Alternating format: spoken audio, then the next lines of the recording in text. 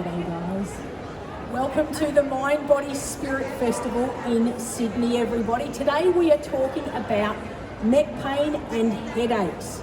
Tell me at times there's not an instance where we walk around and we've got a little bit of a neck pain or we get a little bit of a niggly headache. What we're going to take you through today is one of the main causes of headaches, as well as what you can do at home to be able to ease neck pain as well as headaches. Now, neck pain comes from a whole bunch of different sources. It could be a disc issue, it could be arthritis, it could just be stiffness and tightness in your neck. We're going to take you through how you can ease each of these conditions by being very mindful of the balance that you have within the muscles at the front and the back of your neck.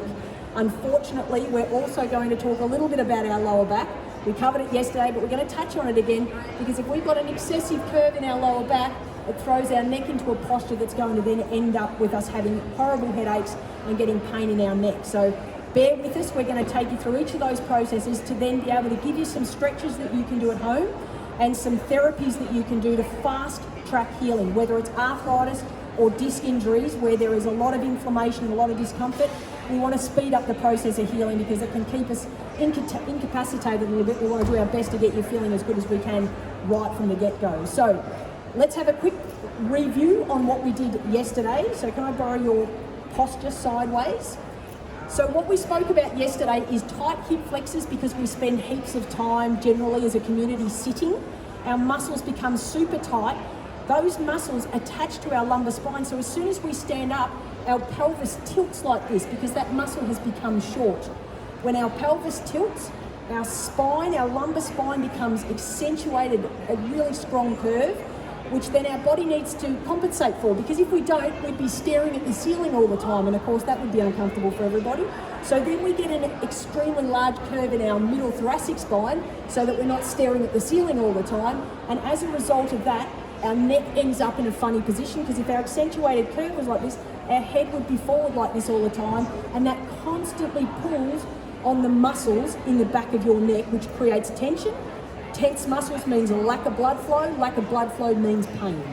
Whether that triggers in headaches for yourself or just discomfort in your neck, either way, it causes an issue. So really important for us to address this issue. Quite simple. We'll take you quickly through the stretches we did yesterday. We'll do this time, if you could just do a hip flexor stretch, that would be gold. If you're having trouble with your knees, this is a standing up hip flexor stretch. This one stretches that very muscle that becomes tight when we sit for a long period of time. To stop our curve, our lower back being like this, it tucks our tail back under. Super important. Stretch this muscle. If you're spending heaps of time sitting, please get into a position like this to be able to really stretch. Keep your spine upright because that muscle attaches to your spine. If you slump forward, you're cheating, you're not getting a stretch, and it's not going to help the problem. So really tuck your tail under when you do this stretch, and you'll feel it on the leg that's back. Okay, do that. Always do stretches on both sides. Keep your body nice and balanced. It's really important to maintain balance. And this will really help you. If there's just one stretch you do for your lower back pain, this would be it. And that will help us tuck our tail back under, which means that we're not throwing our neck in such an accentuated curve, which is a great start. Now, let's talk specifically on the neck, which is why you're here.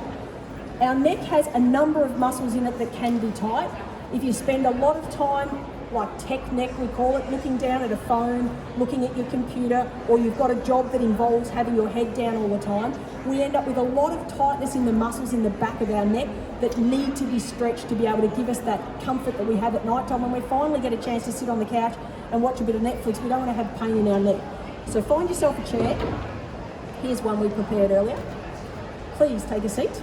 My lovely assistant here, this is my beautiful wife, Em, who unfortunately gets tortured every time I have to do a live session. What we're going to do here is we're going to anchor the hand. Feel free to take that off if you want to anchor the hand up and underneath the chair so that Em doesn't cheat and lean over like that. Okay? Our right hand, and we're going to hook it underneath. If you are on a chair, which you guys are, you can. If you're sitting on a bed, you can slide your hand under your bottom so that you can sit on your hand to stop this from happening. Hooking your hand under there just means that your whole body is not going to cheat. We need to keep the shoulder stable to stretch this particular muscle. This muscle is the muscle that goes straight across to the shoulder. It's part of the trapezius muscle. What Em's going to do, she'll hate me for this because she hates messing up her hair. It looks pretty good, doesn't it? Is she needs to use her other hand to pull her ear directly across to her shoulder. So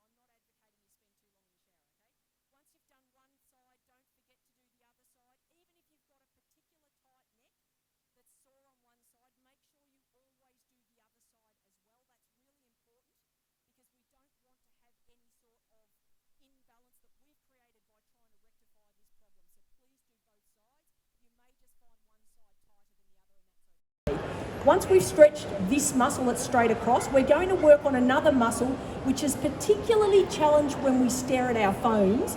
It's slightly further back and it runs from the base of your skull to your shoulder blades. So if the first muscle is here, the next one is a little bit further across, so we have to adjust how we stretch our neck to make sure that we get this stretch. You will need to modify where you tilt your nose and you will find that you'll get a sweet spot for that muscle for yourself. So if Em turns her nose to the left, so just rotating her head, she will then use her right hand to grab a hold of her head a little bit further back, and now we're trying to bend the neck down towards our knee. So if you're in the shower, down towards your opposite foot. But it is important to turn your nose first because that's what will get the back of this muscle. Move your neck slightly as you go and see if you can feel the stretch on the back of your neck, but you are needing to pull your neck this way, down towards your knee, and that will stretch the muscle on Em's left side. She's turning her head to the left, she's stretching the muscle on the left by pulling her head to the right. Nice and easy. Again, gently do this stretch, don't suddenly let go, you don't want to damage your neck. Bring yourself up, turn your nose to the other side, use your opposite hand and do the same stretch again to the back of your neck, over and down towards the knee, and that will stretch this muscle at the back of your neck. A really good way to stretch the two most important muscles that become tight when we spend heaps of time either on a computer, on our phone, or at a job where we're always in front of us like this at the time. Best way to stretch your neck. Once you've done that, your neck should feel a lot of blood flow. If we've got an issue with blood flow, unfortunately that tends to lead to headaches. Tight muscles means the blood can't flow through them. When the blood can't flow through to the brain, we end up with a headache, which is indicating to us that there is something wrong and that we need to do something to relieve that tension in our neck. So we've got a cheats way of increasing blood flow to your head and neck, but I've got to be honest with you, it is as ugly as anything I've seen in my life. This is an acupressure hat. You've possibly seen acupressure mats that you lie on. This is a hat that increases the blood flow to your head area. Now, I said to you I wouldn't mess up your hair, and then I realised I'm wearing this and I can't do it, which means you're going to have to take one for the team. I'm so sorry. We'll show you how to put this on because it's a little challenging. The idea is that these spikes are going to stimulate the blood flow to the muscles that are in your scalp area and the back of your neck. I will show you some points that you can do without any type of equipment, just by pressure in a moment, on how to relieve headaches. But for now, this is the best way to get blood flowing to your neck and up and into the scalp and the jaw area. I didn't bring the jaw bits, so I'll have to go and get them. Oh, you're a gem. I'm going to mess up Em's hair. She's going to hate me for this. So we place the spikes on the forehead because the forehead can become quite tense. Velcro on each side. So we're going to attach one Velcro piece at a time. And you're going to do the second piece because I don't want to do it too tight. I don't want to have a headache because she's done it too tight. It does look awkward, doesn't it? So that applies a little bit of pressure. When you first start, that might be enough for you to try. But to really accentuate the pressure down, we've got a little strap that goes underneath your chin.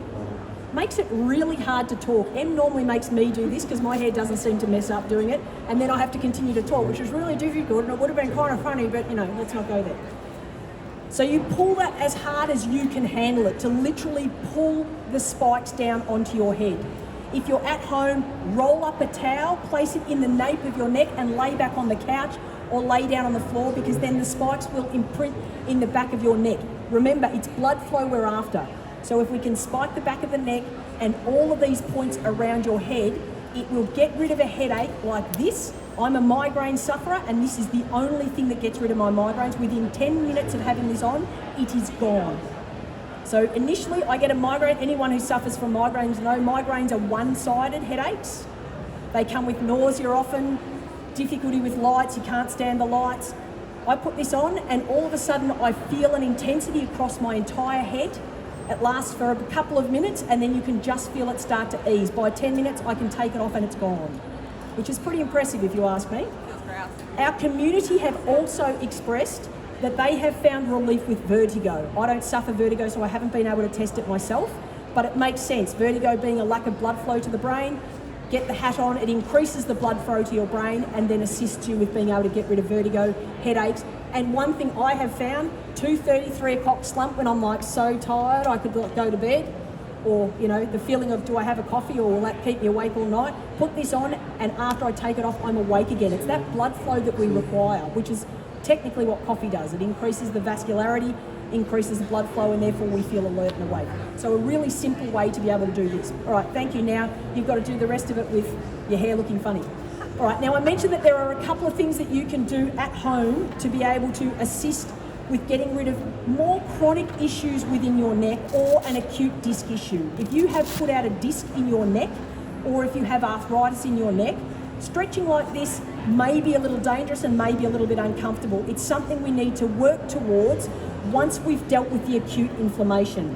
So if your body is in a state of acute pain, you can't move your neck, stretching like this would be uncomfortable. So we take a slightly easier approach. We work on some things that we can do at home to be able to ease that. I'm going to get you to spin your chair around.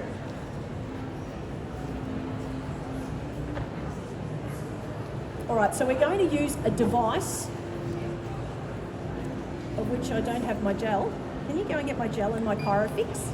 We're going to use a device that physios and chiros use in clinical practice, but during COVID, Em and I realised we weren't going to be able to treat patients like we normally do. People weren't allowed to come into the clinic unless they were so acute they would otherwise be burdening the hospital system.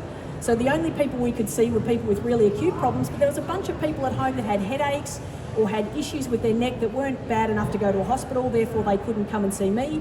And so we had to work on how do we help people at home.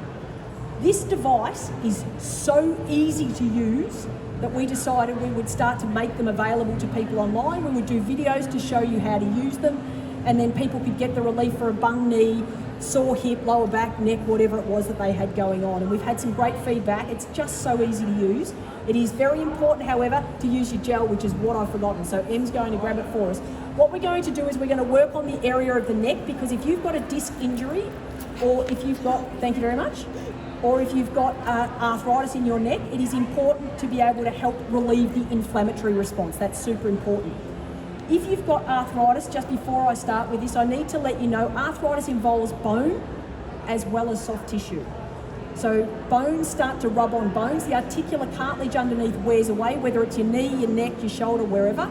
It starts to wear away, and as a result, every movement you do with your neck is literally bone rubbing on bone. So when we address this in clinical practice, we encourage the use of a product called Bone Aid Relief Cream. Speaks for itself, it helps the bone. And also Trauma Relief Cream, which is responsible for soft tissues.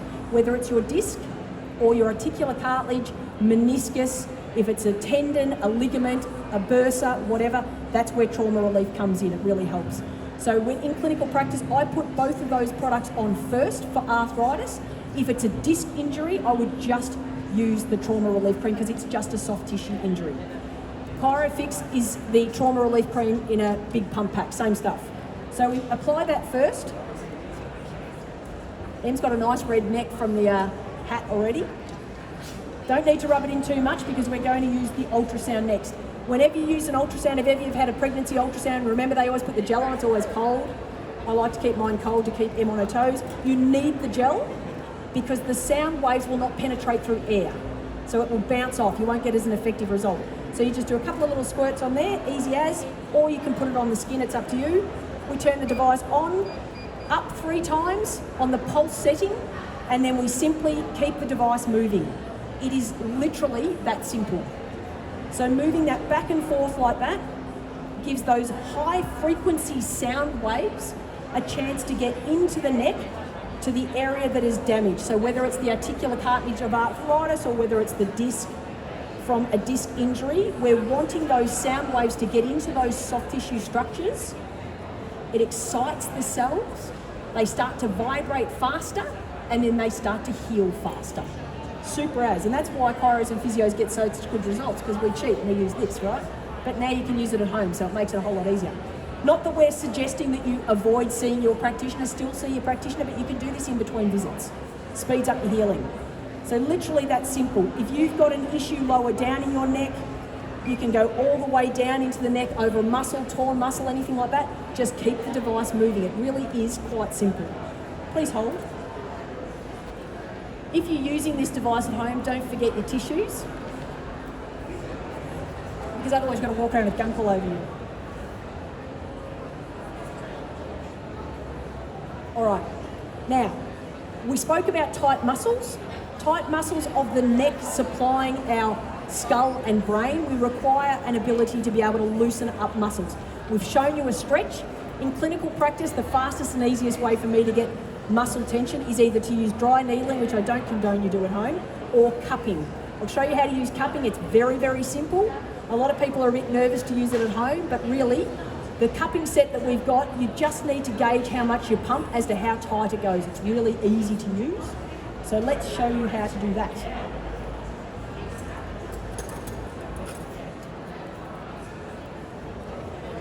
Once we do a demo, I seem to move everything around and then I can't find anything. With a cupping set, we either oil the skin or we oil the cup. I'm cheating, I'm just oiling the cup because Em doesn't really want to be oily all day. I've got the extension tubing on here because this means that Em would be able to do it herself if she chose to at home. You can just use the handle directly on the cup. And I'm just going to show you what happens when we draw this up, and I'll take the cup off. So what that does is we're trying to break down the adhesions of the muscle. So if you've got multiple layers of muscle, which we do everywhere in our body has one layer of muscle upon another. The bottom layer is meant to move the body this way, top layer is meant to move the body this way. Then all of a sudden we get tight and tense and the muscles stick together. So whenever one muscle moves, everything moves with it, and we're not getting that fluid movement that we should have in our neck. And as a result, we end up stiff. We can't do a head check in the car because everything's moving together. This is the best way to break down those muscles' adhesions. Even a massage struggles to do this. It increases blood flow, but it doesn't break down those adhesions.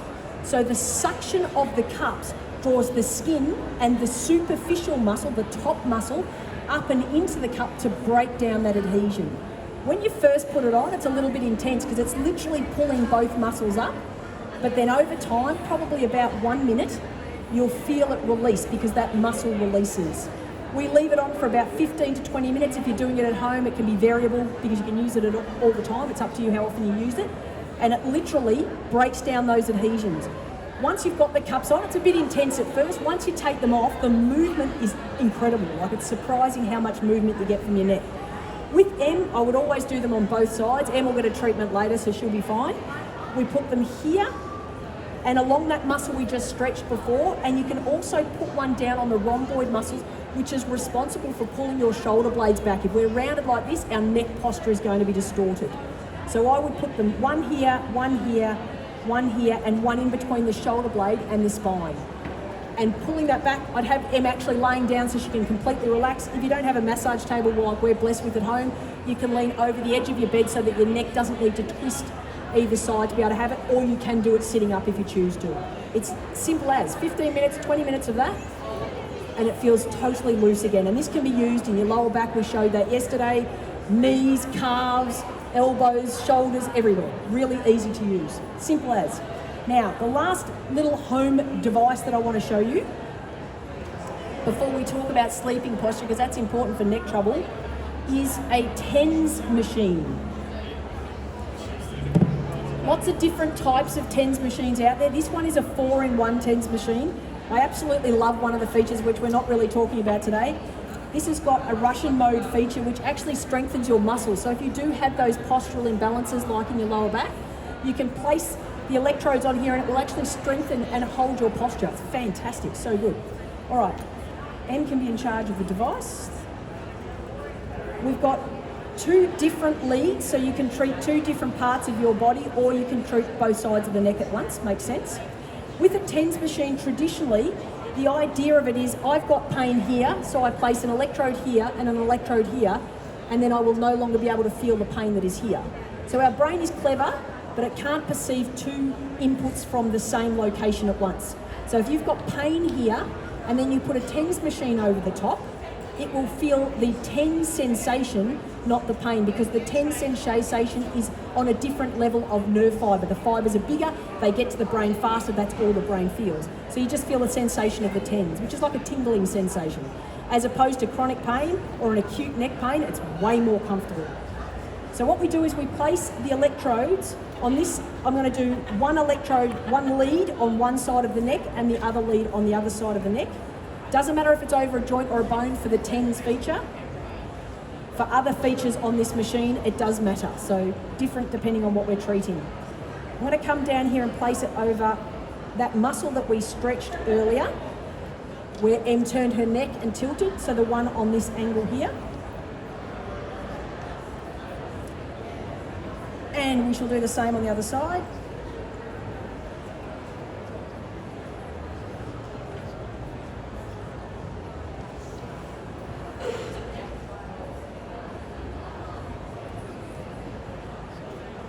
All right, now Em's in control. So this particular machine has got a feature which chooses the body part and then it selects the right frequency and pulse width. Makes it easy, you don't have to worry about it.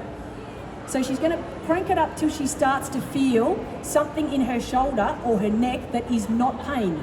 Okay, so you go through, you say, I've got a pain here, I put it on, I'm going to do this until I feel the sensation instead of the pain that we had beforehand. Makes a whole lot of sense. Em has a lot of fun with this. She puts it on her arm and cranks it up and it does all sorts of weird stuff, but you don't need it to contract everything. It just needs to have a sensation, and that's what the idea of this is. But it is contracting her neck, if you can see, because her neck's going into tightness. It's quite noticeable from this angle. I might have to get you to turn sideways so people can see.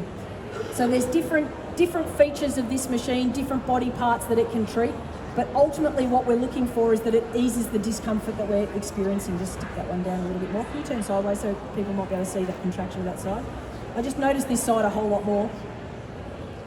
The waves of a TENS machine will come on and turn off and come on and turn off. That's part of the tricking the brain of what pain is going on, so that we can actually see and feel the contractions happening in the body. You can literally leave this on while you're at your desk typing and doing whatever it is you need to do. You can stick it in your potable, it's portable, it's really tiny to be able to garden or do whatever you like. If I put a rib out in my back and I've got to treat patients and lean over, I put it on and stick it in my pocket while I'm treating patients. It doesn't get in the way, it's fantastic. Nice and easy way to be able to contract. You can see Em's muscles contracting when it turns on, in and through here. It's a great way to be able to ease discomfort. So has anybody got neck pain that's here today? Headaches? Yes? Yep. I'll take you through a couple of points that you can use to ease headaches that you can do without any equipment. And then I'm going to show you the best way to sleep if you've got neck pain, because it is important to make sure that we don't aggravate our neck while we're sleeping. All right, so do you want to take those off yourself? Or? All right, leave them on. All right, so what we're going to do is we're going to focus on a couple of acupressure points to ease headaches. One is right in between your eyebrows. I find this one easier when you're sitting down like you guys are and you can lean your head onto your thumb so that the weight of your head is applying the pressure straight onto that point. And if you've got a headache that is frontal, around the front of your head, this one works really well. I then use two thumbs up and underneath where the eyebrows meet, not in the center, but where they meet, up and underneath. There is always a really tender spot if you suffer from headaches. Same thing, lean your arms forward so that the pressure of your head can apply that pressure. If you've got someone doing this for you when you're laying down, having them hook their finger up and underneath that spot and pull backwards is really relieving. Now there's a couple of spots that are really important to increase blood flow too if you don't have an acupressure hat to use.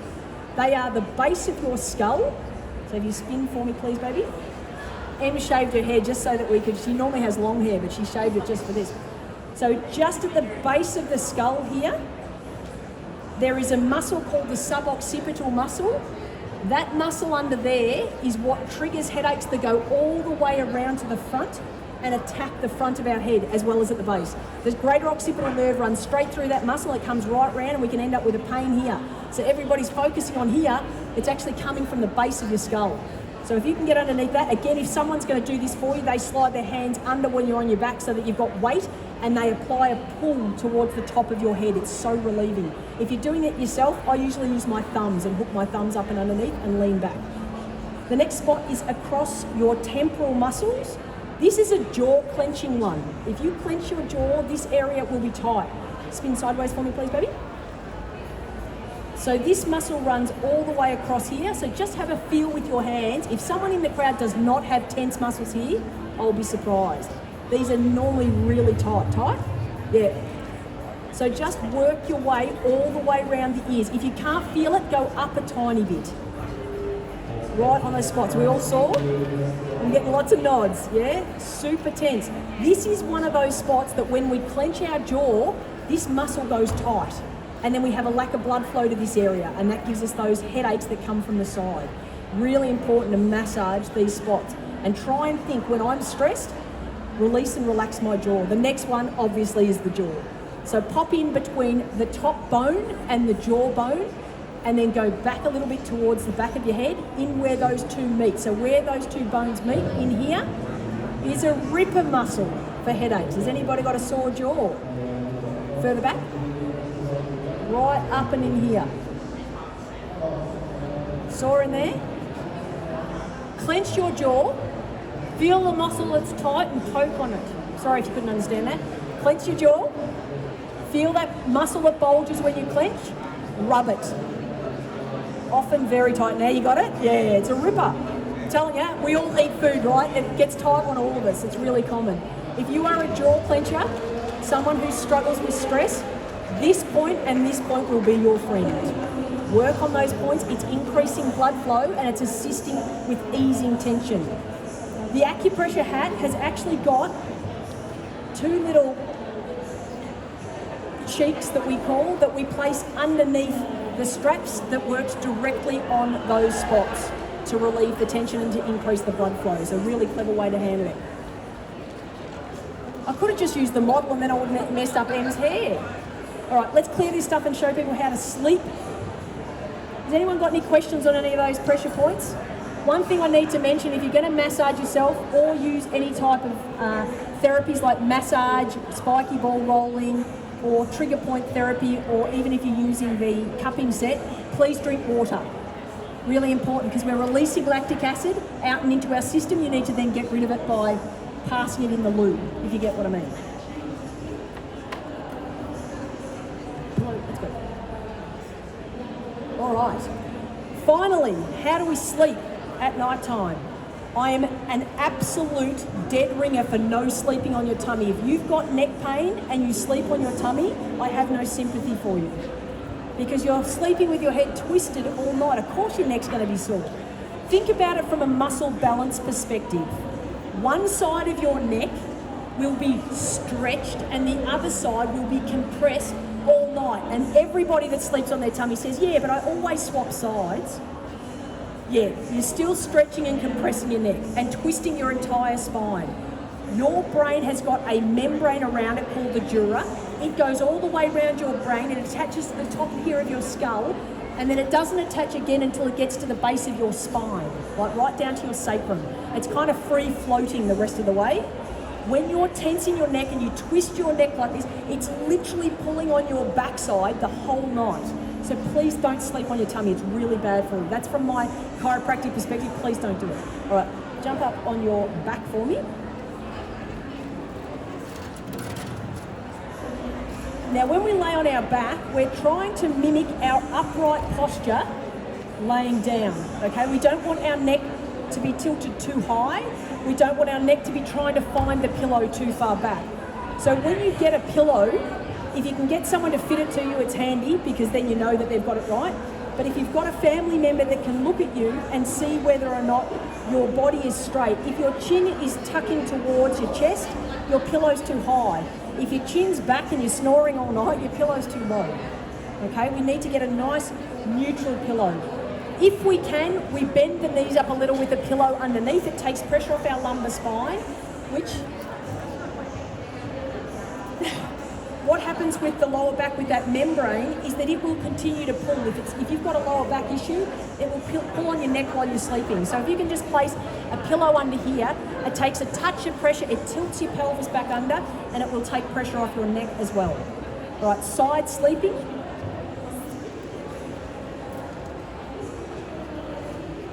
When we're on our side, again, we're trying to get that neutral posture here. We don't want a pillow that's too high and tilting the neck up. We don't want a pillow that's too low, tilting the pillow down. What I love about a contoured pillow, normal pillows, they taper away at the ends. These pillows taper up at the ends to support your neck. So with a pillow that tapers down overnight, even if it's the right height, your neck will still find it. So you will end up with a kink of your neck like this, a slight lateral flexion. So having a pillow that's got a support there means when you lay down, that's how you stay and that's how you wake up again. Makes sense, right? But we've got to watch and make sure that we've got that straight spine happening there, because if M was too high, it would be damaging to her neck. And that's when you get pain in your neck, pain in your middle back, or pain in your lower back. It could be any of those areas if your pillow is not 100%. So sleeping on your side to further take pressure off your lower back, or if you have trochanteric bursitis, hip pain, place a pillow underneath your legs here, in between. Again, this will take pressure off your lower back, take pressure off that so it will heal, and give you less pressure on your neck. Makes sense, yeah? Yes, please do. Like that. Yeah, okay, so that you're still getting a little bit of a twist in your spine by doing that, but it's way better than sleeping on your tummy. If you're doing that, place a pillow underneath your leg and it will create more of a neutral posture. When you lie like that, you're getting a torsion in your spine. So if you can place a pillow underneath, it'll keep you neutral but give you that same sort of almost fetal position feeling. Yeah, good question though, really good question. Has anyone else got any questions on sleeping or necks or put yourself up? What does it look like and what does it do to your spine? Baby, I'm going to tell you to do something I'm never ever going to tell you to do again. Lay on your tummy. And imagine a pillow under there, which most people sleep with a pillow, so it's making it worse. Can we just pretend? And like, I don't know how to do this. Where do you put your hands? All right, so what's happening here is M's spine is twisted, pelvis is neutral, but the spine is twisted to get her neck to feel like to breathe. Yeah, you've got to be able to breathe. So the whole night you've got a squashed neck muscle on the left and an accentuated or stretched muscle on the right-hand side. And that membrane we spoke about is pulling on M's sacrum all night. All right? And worse still, when M's on a pillow and it's tilting her neck up like that, is it's like sleeping on a pillow that's too low because she's being stretched at the front and compressed at the back. That'll damage discs, causing disc issues in your neck. So if you've got arthritis or disc issues, please be very, very mindful of that. Arthritis though, now that you've mentioned that, I'm thinking of arthritis, please stop sleeping like that. I don't want to have to fix you later. I spoke before about arthritis involving bones as well as soft tissues. The Bone Aid Relief Cream is the one that I was speaking about specifically for your bone. It doesn't matter if it's your neck or your lower back or your knee or your hip or wherever. This one we put on first because usually it's a smaller area. So if you are dealing with, say, a tennis elbow, that part's the bone issue. That part is the soft tissue issue, which is the trauma relief cream. So the trauma relief cream goes over any soft tissue issues, bursitis, tendonitis, articular capsule damage, any of that sort of stuff responds well to the trauma relief cream. But if you're a constant arthritis sufferer, this little guy will be your best friend. This is Heat-Of-8. Heat-Of-8 was developed because Em was not happy with deep heat and she wasn't happy with products that heat for a time but then they stop heating. She'd do an event and she'd be warm before the start. By the time she'd start climbing on monkey bars and crap that she does, all of a sudden she's no longer got that heat. Right when she needs it, it's gone. And I had the same issue with my footballers. I was a trainer for football, rubbed them down before the game, they'd go out, they'd warm up, they'd be hot, their first quarter, they'd be great. By quarter time, they're like, can you rub me again? It's gone cold. So we needed to develop a product that just keeps on giving. And that is what this little guy does. The more you are active, the more this heats up. So we've had quite a few people yesterday put it on and then continue to walk around the Mind Body Spirit Festival and come back and go, oh my God, I'm on fire. So you don't need to use much, but a little bit. If you've got arthritis or a chronic issue like an ongoing disc issue, this will increase blood flow to that area, which we require to heal. You need blood to heal. And it will keep the joint nice and warm, which takes away the discomfort. Makes sense. All right, so rather than it being something that you need to, apply over and over again, a couple of times, you put this on a couple of times and you will be hot the whole day. Just be careful of putting it on just before a shower because it gets really hot with heat. Em sent me to off to dinner last night and told me that curry was going to be mild, and I'm telling you it wasn't, because I had heat of 8 on my hamstring, and just eating curry, my butt was on fire. It's incredible. As soon as your body heats up for whatever it is, exercise, stress, internal heat for eating something, being in a shower, being in the sun, you'll feel that the heat of 8 will activate even more. So it makes a whole lot of sense. Has anybody got a question on headaches or neck pain? I appreciate you guys being here and asking questions and checking pain points. It makes it a whole lot more fun. Thanks heaps for having us. Thanks for having us on your therapeutic journey.